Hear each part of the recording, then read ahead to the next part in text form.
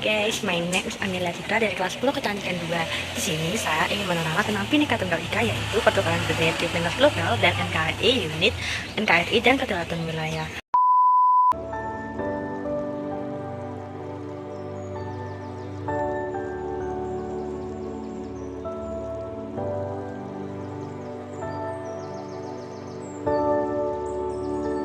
Budaya merupakan hasil pemikiran suatu masyarakat yang diwariskan secara turun-menurun dan mempunyai andil cukup penting dalam perkembangan suatu negara.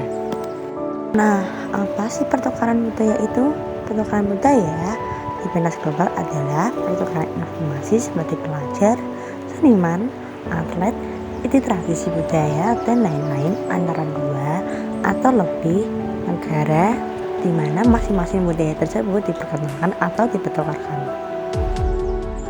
Tujuan pertukaran budaya adalah agar saling memahami dan menghormati budaya satu sama lain demi terciptanya hubungan antar negara yang erat dan solid. Melalui pertukaran budaya ini, pengertian dasar sosial setiap bangsa dapat saling dipahami sebagai bahasa, adat istiadat, dan tradisi.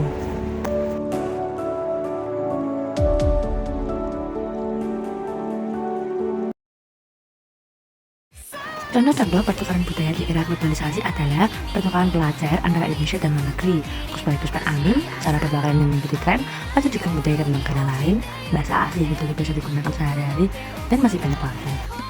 Nah, di sini saya ingin mengambil beberapa video tentang contoh pertukaran budaya di era globalisasi ini.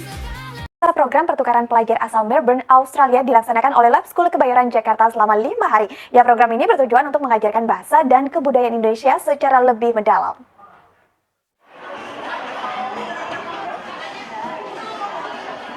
Para siswa asal Melbourne ini tengah melakukan sejumlah aktivitas layaknya seperti di sekolah asal mereka, Williamstown High School. Sejumlah aktivitas baik di dalam dan luar kelas mereka lakukan tanpa canggung. Meskipun baru terhitung 4 hari mengikuti program pertukaran pelajar, seluruh siswa ini mampu membaur dan bersosialisasi dengan siswa SMK Lab School Kebayoran Jakarta. Tak terkecuali Maxine, siswa kelas 9 ini mengaku senang berkesempatan mempelajari beragam budaya dan bahasa Indonesia. Senang sekali. Indonesia is so beautiful and it's so hot, but it's really beautiful. And yeah, it's really lovely. And Lab School, everyone is so friendly, and yeah, really nice. Program pertukaran pelajar ini juga disambut antusias oleh siswa SMP Lab School. Melalui program ini mereka dapat menghargai dan mempelajari perbedaan kebudayaan. SMP Lab School Kebayoran mulai bekerja sama dengan Williamstown High School sejak tahun 2008. Setiap 2 tahun sekali pihak Williamstown mengirimkan siswa terbaik mereka dari kelas bahasa Indonesia. Tahun ini sebanyak 14 siswa dikirim untuk melakukan program pertukaran pelajar tersebut dengan didampingi oleh 3 orang guru bahasa Indonesia dari Williamstown High School. Nah, tentunya juga mungkin lebih dari itu, bukan hanya sekedar menggunakan bahasa Indonesia, tapi lebih dari itu mereka bisa bersahabat, karena kan di sini mereka tinggal dengan siswa dan orang tua SMP Lab School Kebayoran, jadi mereka homestay. Selama di Indonesia, para siswa yang terdiri dari siswa kelas 9 dan 10 ini tinggal di beberapa rumah pelajar SMP Lab School yang telah ditetapkan. Hal ini bertujuan agar para siswa asal Australia tersebut dapat mengaplikasikan bahasa Indonesia dengan baik. Selain itu, mereka pun dapat menjalin persahabatan untuk kedepannya, terutama bagi siswa di SMP Lab School ini. Dari Jakarta, Anggi Prayosi, MNC Media, memberitakan.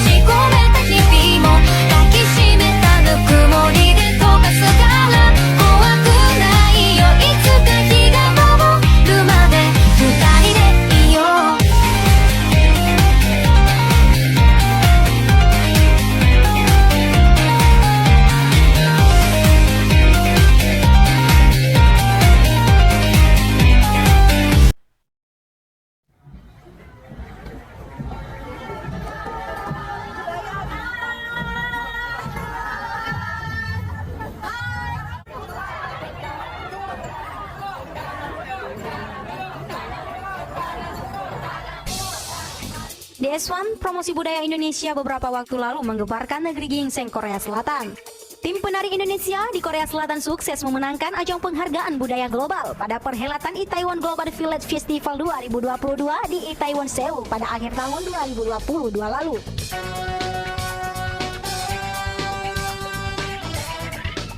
kelompok tari tradisional Indonesia yang beranggota 12 penari mahasiswa berkolaborasi TKI Indonesia di Korea Selatan. Mereka membawakan tari gandar dan belian bau dari suku Dayak.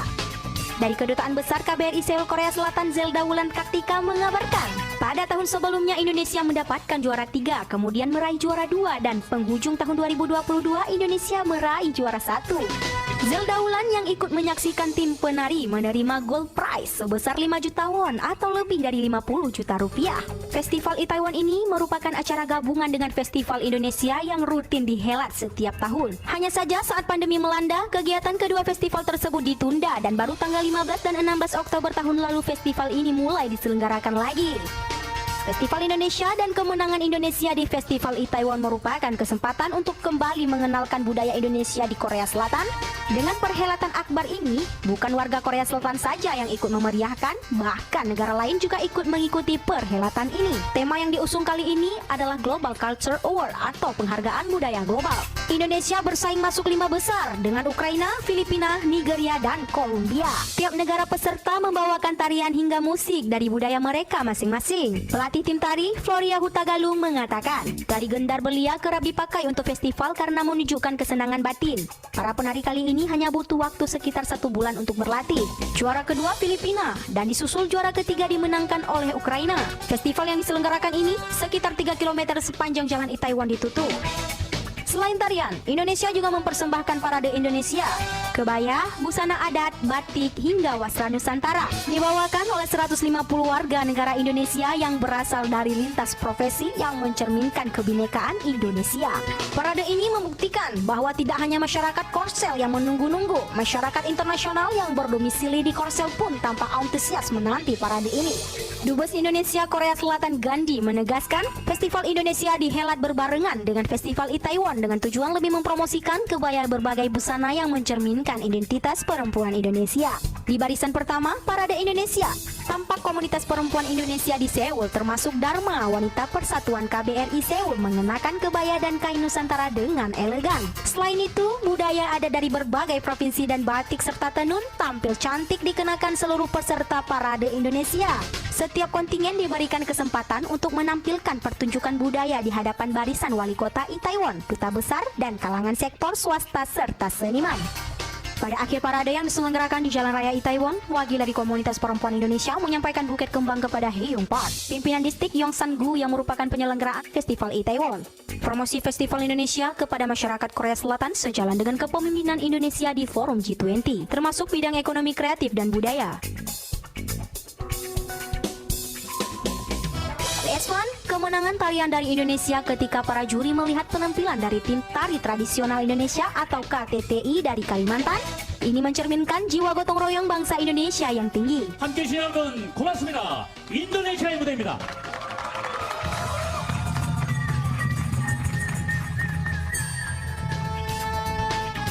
Adapun penilaian yang kedua yakni parade kebaya, busana adat dan batik serta wastra Nusantara yang diikuti hampir 150 anggota masyarakat Indonesia di Korsel yang berasal dari lintas profesi dan mencerminkan kebinekaan Indonesia. Menteri Pertahanan Republik Indonesia Prabowo Subianto berbincang menggunakan bahasa Jerman dengan mahasiswa Indonesia yang sedang mengenyam pendidikan di Hannover, Jerman.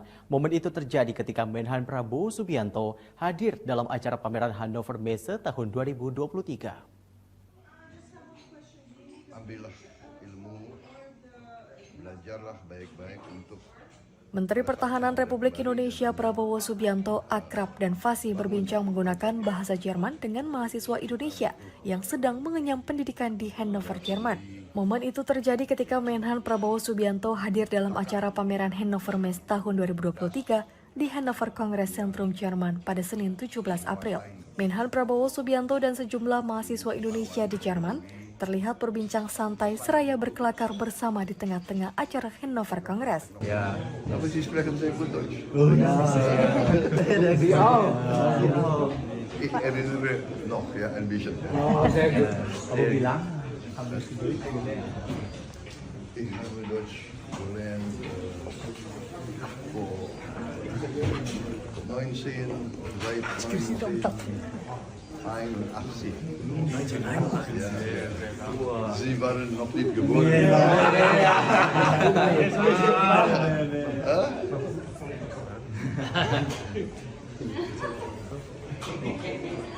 Ich bin so alt, oder?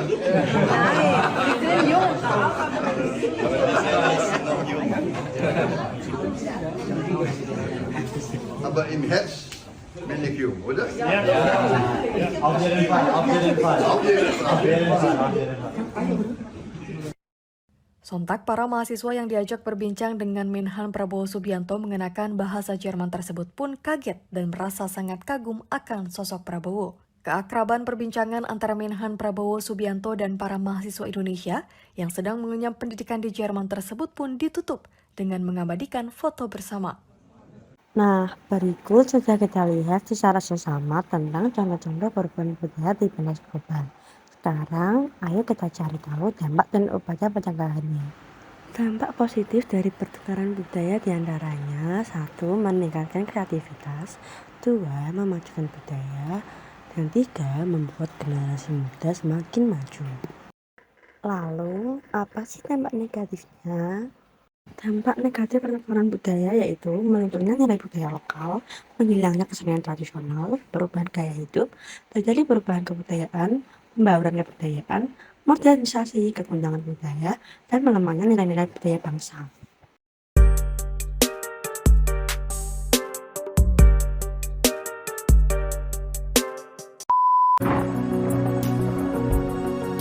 Pengertian NKRI. Hal ini sesuai dengan pasal 1 Undang-Undang Dasar 1945 yang berbunyi, negara Indonesia adalah negara kesatuan yang berbentuk Republik NKRI, yaitu negara yang dibentuk berdasarkan semangat kebangsaan, nasionalisme, yang bertekad warga negara Indonesia untuk membangun dan memajukan masa depan bangsa walaupun berbeda ras, agama, budaya, suku, serta adat istiadat.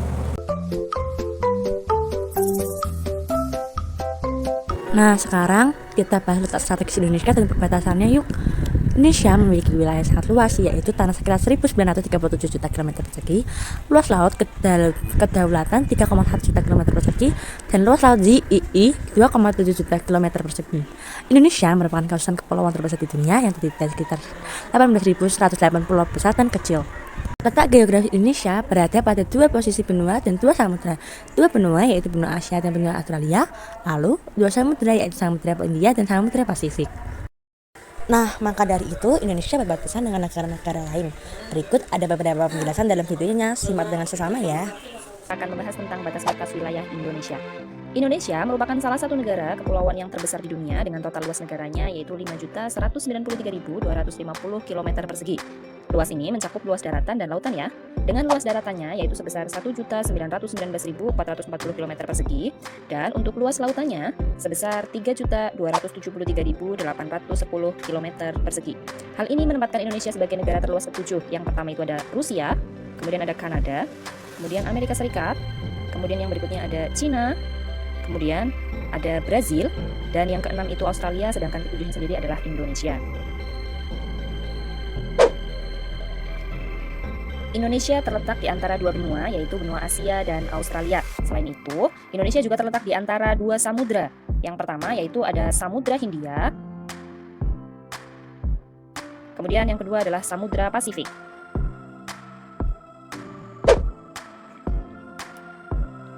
Nah, sekarang kita akan lihat batas-batas wilayah Indonesia berdasarkan letaknya di peta. Batas-batas wilayah Indonesia ini nanti akan kita bagi untuk wilayah utara, selatan, barat, dan timur. Untuk yang pertama, kita cari tahu dulu batas wilayah Indonesia sebelah utara.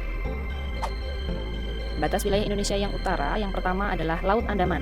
Laut Andaman ini memisahkan wilayah Indonesia dengan negara India dan juga Thailand. Kemudian batas berikutnya adalah sebuah selat yaitu Selat Malaka. Selat Malaka ini memisahkan wilayah Indonesia dengan negara Malaysia. Kemudian batas yang ketiga yaitu Selat Singapura. Selat ini memisahkan wilayah Indonesia dengan negara Singapura. Kemudian batas berikutnya ada sebuah laut. Ini adalah Laut Cina Selatan, dan Laut Cina Selatan ini memisahkan wilayah Indonesia dengan negara Vietnam. Batas wilayah Indonesia bagian utara yang berikutnya adalah Malaysia. Kita berbatasan langsung dengan Malaysia di darat di Pulau Kalimantan. Kemudian batas berikutnya adalah Laut Sulawesi. Laut Sulawesi ini memisahkan wilayah Indonesia dengan negara Filipina. Kemudian batas berikutnya adalah sebuah samudra yang sangat luas. Ini adalah Samudra Pasifik. Samudra Pasifik ini memisahkan wilayah Indonesia dengan negara Palau.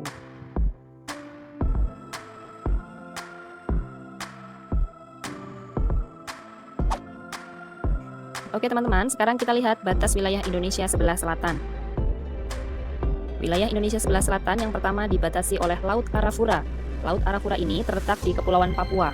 Laut Arafura ini biasa juga kita sebut dengan Laut Arafuru. Laut Arafura memisahkan wilayah Indonesia dengan Australia. Kemudian batas berikutnya ada Laut Timor. Laut Timor ini membatasi wilayah Indonesia dengan Australia dan Timor Leste. Kemudian batas berikutnya adalah negara Timor Leste. Timor Leste ini berbatasan langsung di darat dengan wilayah Indonesia. Batas wilayah Indonesia bagian selatan yang berikutnya adalah Samudra Hindia. Samudra Hindia ini merupakan samudra yang sangat luas.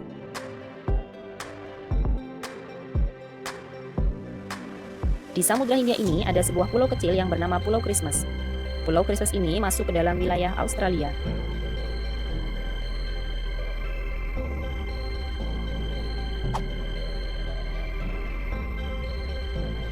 Oke teman-teman, sekarang kita lihat batas wilayah Indonesia di sebelah barat. Nah, di sebelah barat ini, wilayah Indonesia dibatasi oleh samudra yang sangat luas ya. Ini adalah Samudra Hindia. Samudra Hindia ini membatasi wilayah Indonesia sebelah barat. Sekarang kita lihat batas wilayah Indonesia sebelah timur. Nih, kita lihat ya sebelah kanan. Nah, batas wilayah Indonesia sebelah timur yang pertama itu kita juga masih dibatasi oleh samudra ya. Samudra yang sangat luas juga, ini adalah Samudra Pasifik. Batas wilayah Indonesia bagian timur yang selanjutnya adalah Papua Nugini. Indonesia berbatasan langsung di darat dengan negara Papua Nugini.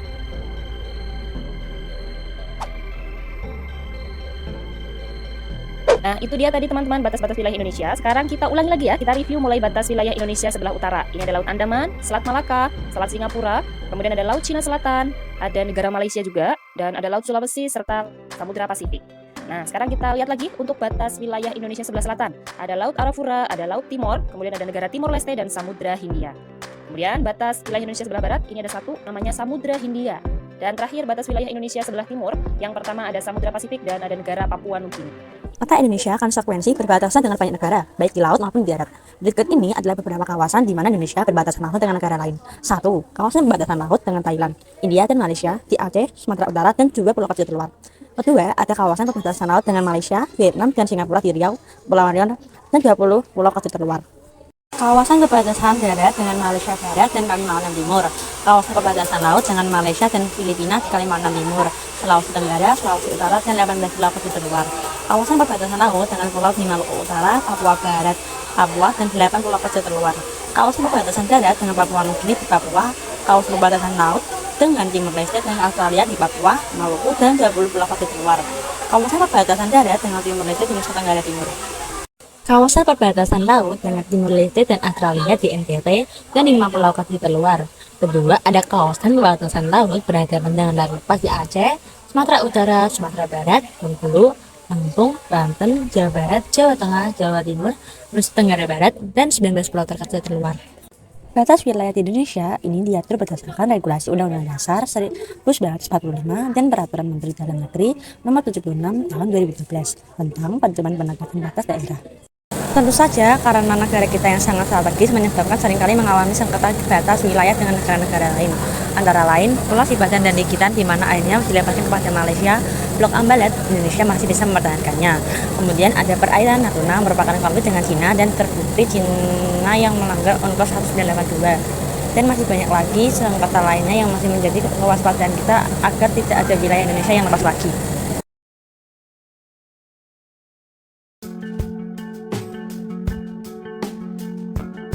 Sengketa batas wilayah antara Indonesia dan Malaysia terjadi karena adanya klaim tumpang tindih atas penguasaan wilayah di Laut Sulawesi atau Selat Makassar yang dikenal sebagai Blok Ambalat. Wilayah ini diduga memiliki potensi sumber daya minyak dan gas yang besar. Sengketa ini bermula ketika Indonesia dan Malaysia menandatangani perjanjian tapal batas landas kontinen pada tahun 1969 yang menetapkan bahwa Blok Ambalat merupakan milik Indonesia. Namun, pada tahun 1979, Malaysia mengeluarkan peta baru yang memasukkan Blok Ambalat ke dalam wilayahnya. Peta ini ditolak oleh Indonesia dan beberapa negara lain karena dianggap melanggar kedaulatan negara-negara tersebut. Sejak itu, terjadi berbagai insiden pelanggaran batas wilayah oleh kapal-kapal patroli dan nelayan Malaysia yang mengklaim bahwa Blok Ambalat adalah bagian dari Malaysia.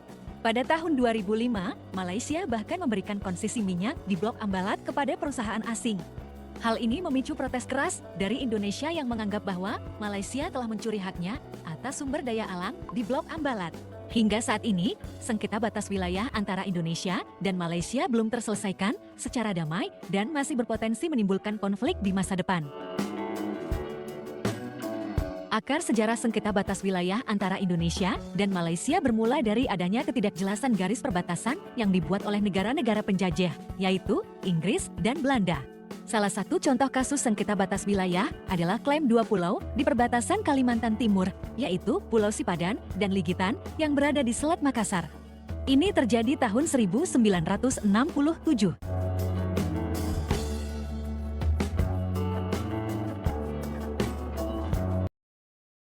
Ini Tiongkok masih mengklaim zona ekonomi eksklusif Indonesia di perairan Natuna sebagai wilayah nelayan tradisional mereka.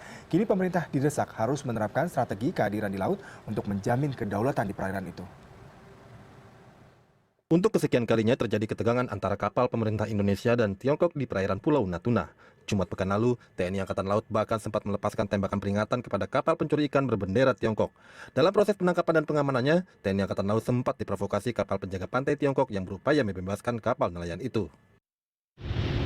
Tindakan tegas TNI Angkatan Laut mengundang protes pemerintah Tiongkok. Tapi protes itu kemudian dijawab Presiden Joko Widodo dengan mengunjungi Pulau Natuna dan menggelar rapat di kapal perang KRI Imam Bonjol yang menembak kapal ikan Tiongkok itu. Sehingga perintahnya adalah kita tetap harus melaksanakan pengamanan di sana. Dan beliau sangat setuju untuk kita menambah atau membangun pangkalan di sana. Pulau Natuna terletak di ujung utara negara kesatuan Republik Indonesia. Zona ekonomi eksklusif Indonesia dari Pulau Natuna membentang hingga ke perbatasan Tiongkok. Wilayah ini juga diklaim oleh Tiongkok sebagai daerah nelayan tradisional atau traditional fishing zone. Namun klaim itu tidak diakui oleh negara manapun. Perairan Natuna memang kaya sumber daya ekonomi. Di Natuna terdapat sedikitnya 16 blok migas. 5 diantaranya sudah berproduksi dan 11 lainnya dalam tahap eksplorasi. Sementara potensi perikanan di perairan Natuna mencapai lebih dari 0,5 juta ton per tahun atau sekitar 21% dari total tangkapan di seluruh perairan Indonesia. Tidak mengherankan jika Tiongkok mengincar perairan Natuna. Untuk memuluskan klaimnya, Tiongkok mengerahkan kapal-kapal nelayan yang didampingi kapal penjaga pantai. Hal ini merupakan bagian dari strategi laut, yaitu kehadiran di lautan yang nantinya bisa memperkuat klaim. Strategi yang sama seharusnya dilakukan Indonesia. Mengirimkan kapal perang saja tidak cukup. Indonesia perlu mengerahkan nelayan juga agar ada kehadiran penuh selama 24 jam setiap hari. Hilangnya Pulau Sipadan dan Ligitan. Seperti yang kita ketahui, Pulau Sipadan dan Ligitan ini terletak di Selat Makassar. Tapi, mengapa pulau tersebut terlepas dari tangan Indonesia ya? Sejarahnya, pulau ini merupakan wilayah kesatuan Republik Indonesia dan menjadi sengketa wilayah antara Indonesia dan Malaysia. Perselisihan dimulai pada tahun 1969 dan sebagian besar diselesaikan oleh Mahkamah Internasional. Namun, karena lemahnya argumentasi hukum Indonesia, pulau ini beserta Pulau Sipadan diputuskan menjadi wilayah Malaysia pada tanggal 17 Desember tahun 2002. Kronologi persengketaan antara Indonesia dengan Malaysia mencuat pada tahun 1969 dan meningkat pada tahun 1991 ketika Indonesia menemukan bahwa Malaysia telah membangun beberapa fasilitas wisata di Pulau Sipadan. Indonesia mengklaim telah membuat perjanjian lisan dengan Malaysia pada tahun 1969 itu untuk membahas masalah kedaulatan atas pulau-pulau tersebut. Namun Malaysia membantah tuduhan kesepakatan di antara mereka, mempertahankan bahwa pulau-pulau itu selalu menjadi bagian dari wilayah negara bagian Sabah. Kedua negara belum membatasi zona maritim mereka di wilayah tersebut dan pengadilan tidak diminta untuk memutuskan masalah lebih lanjut ini. Akhirnya, pada tanggal 2 November 1998, kedua negara sepakat untuk membawa masalah sengketa Sipadan dan Ligitan ke Mahkamah Internasional. Kemudian pada hari Selasa, 17 Desember 2002, Mahkamah Internasional mengeluarkan keputusan tentang kasus sengketa kedaulatan Pulau Sipadan Ligitan antara Indonesia dengan Malaysia. Hasilnya, dalam voting di lembaga itu, Malaysia dimenangkan oleh 16 hakim, sementara hanya 1 orang yang berpihak kepada Indonesia. Dari 17 hakim itu, 15 merupakan hakim tetap dari Mahkamah Internasional, sementara 1 hakim merupakan pilihan Malaysia dan 1 lagi dipilih oleh Indonesia. Kemenangan Malaysia berdasarkan pertimbangan effectivity atau tanpa memutuskan pada pertanyaan dari perairan teritorial dan batas-batas maritim. Sedangkan pemerintah Inggris sebagai lebih dulu penjajah Malaysia telah melakukan tindakan administratif secara nyata berupa penerbitan ordonansi perlindungan satwa burung. Karena awalnya Inggris pernah melakukan kegiatan penarikan pajak di Pulau Sipadan dan Ligitan. Pungutan pajak terhadap pengumpulan telur penyu sejak tahun 1930 dan operasi mercusuar sejak 1960-an. Jadi, hilangnya Pulau Sipadan dan Ligitan karena kurangnya perhatian pemerintah Indonesia terhadap dua pulau tersebut. Sehingga Indonesia kalah dalam sidang memperebutkan Pulau Sipadan dan Ligitan ke Malaysia. Malaysia juga telah meletakkan tanda dan merawat pulau tersebut dibanding negara Indonesia. Nah, oke, sekian tentang materi kita hari ini. Terima kasih sudah menonton. Wassalamualaikum warahmatullahi wabarakatuh.